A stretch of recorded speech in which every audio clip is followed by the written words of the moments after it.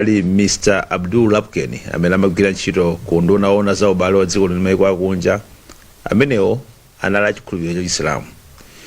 Kotero potengera ndi chikhulupiriro chimenecho maliro awo ayikidwa mofulumirira ndiye kuti ayikidwa mawa kumangochi.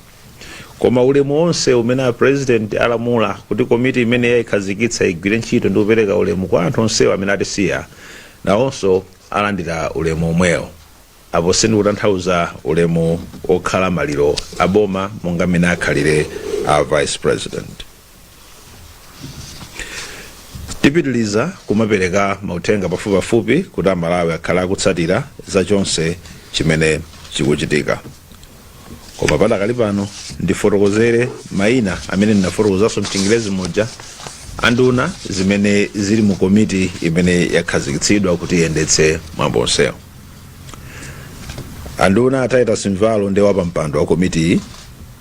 Mu komiti inso muli anduna Harim Kandawire, anduna a Michael Usi, komanso anduna a Simplex Chichola Banda, anduna a Nancy Tembo, anduna a Khumbize Kandolo Chiponda, Honorable Richard Chimwendo Banda, Honorable Dr. Kenneth Zikale Ngoma, olemekezeka a Vera Kantukule, komanso anduna as a information Moses Kunkuyu, anduna as a transport Honorable Jacob Hara.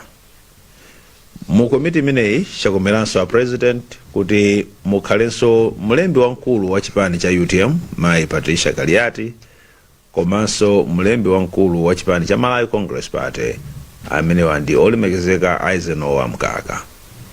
Ena ndi ena amene akhazikitsidwa mu komitimo tikhalanso tikufotokozera chifukwa pali ntchito zambiri zoti zigwirike.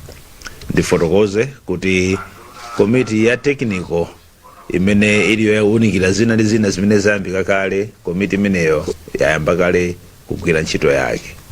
Mawa pa nthawi ina tifotokozeranso komiti yonse ikakumana ndi kutulutsa program kuti dziko likhoza kudziwa kuti kodi programu imene ikhazikike kuyambira mawali ikhala yotani.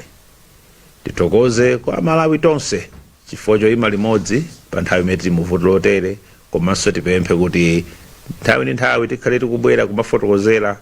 Tiyeni tisakhale tikufalitsa nkhani zabodza zimene zikhozanso kumadzetsa zina zodetsa nkhawa pakati pathu. Ambuye akudalitseni, mukhale ndi usiku opambana.